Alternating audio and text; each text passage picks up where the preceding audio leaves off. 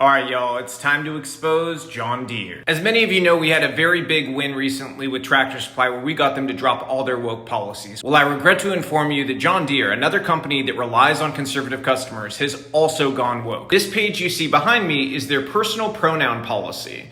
They encourage employees to use pronouns in all communication. And I'm just warning you now, you're gonna wanna strap in because this is going to be a long video and in my opinion, much worse than Tractor Supply. But let's continue. This is an event that John Deere sponsored called Capital City Pride's Little Rainbow Run. It was for kids as young as 3 years old to engage in pride. And side note, I don't care if you're gay or straight, kids should not be celebrating what type of sex you like. It's weird, it's creepy. Here's a fun photo we found on LinkedIn. Yes, this is John Deere employees being trained on the Genderbread man. Yes, the Genderbread man. If you're not familiar with that, it's the whole concept that basically gender is completely fluid. There's no such thing as your biological sex. You just are whatever you think you are. So much like Tractor Supply used to have, John Deere has what are called ERG groups. These are a way to divide people on identity lines. Pure identity politics. They separate you by race, sexuality, or any number of these things. This is a post about their rainbow ERG group, which, if you guessed was their gay group, you were correct. You're gonna wanna see the logos that were made for it. As much as I wish I was joking, I am very much not joking. These are real logos that were posted on LinkedIn. Which, side note, John Deere is much more open about their belief system on LinkedIn than they are on other social medias. I wonder why that is. But you know what? We'll get back to their stuff on LinkedIn in a minute.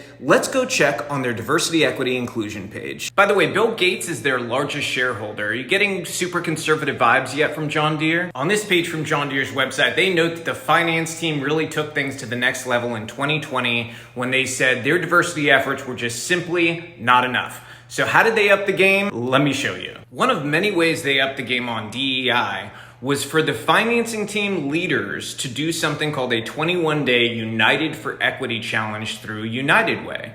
So I decided I should take the 21-day challenge. But before I show you what I went through for a few hours, and yes, you should feel sorry for me because I did have to go through the full 21-day thing in a couple of hours. Just note that they are promoting this accounting and finance team as their promotion of inclusive hiring practices and that they're leading the way with a diversity, equity, and inclusion mindset. So this is what apparently they want from employees. In this 21-day challenge, it was recommended to me that I read Ibram Kendi's How to Be an Anti-Racist. In this section here, it says that racism is something that we all carry within ourselves. As a result, we must unlearn biased and racist ideas to replace them with tools and actions that are centered around equity, empathy, and solidarity. Here's some stuff you should know about Ibram Kendi. Kendi believes that capitalism and racism are inextricably linked, and you must be an anti-capitalist to be an anti-racist. But enough about Kendi. Here's another one of the challenges I received as part of that 21-day equity challenge. It says, read Awake to Woke to Work, Building a Race Equity Culture, essentially a book about bringing wokeness to work. My other options during that challenge were to review Racial Equity Tools' new glossary of racial equity terms with over 60 terms and new definitions.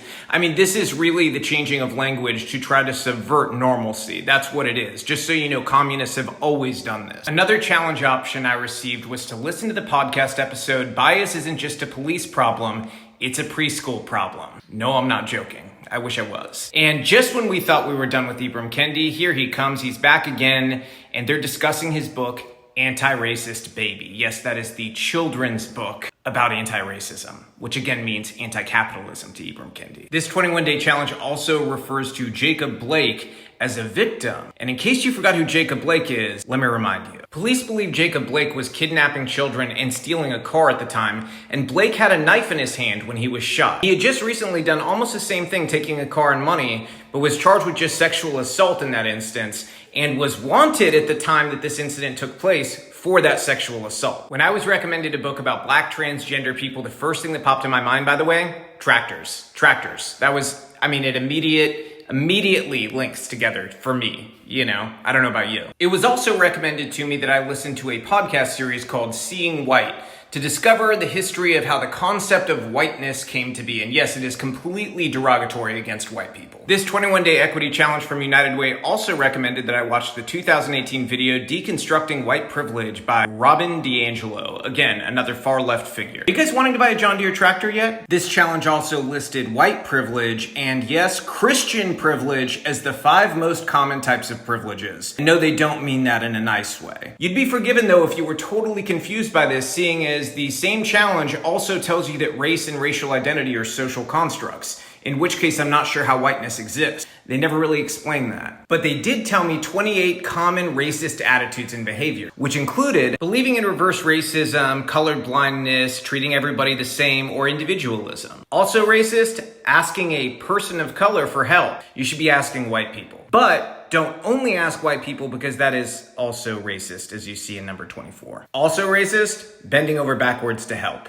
Shouldn't do that. Also racist. There was a whole lot more crazy, but that's a short summary of that 21-day challenge from United Way. And that was promoted on the John Deere website, that the finance team did that, and apparently they love when employees do things like this because they've given millions to United Way since then. And I'm sure right now you guys are all itching to know about the journey that John Deere employees have as rainbow allies. So watch this video. I'm at least pretty sure none of them are hostages, but you decide.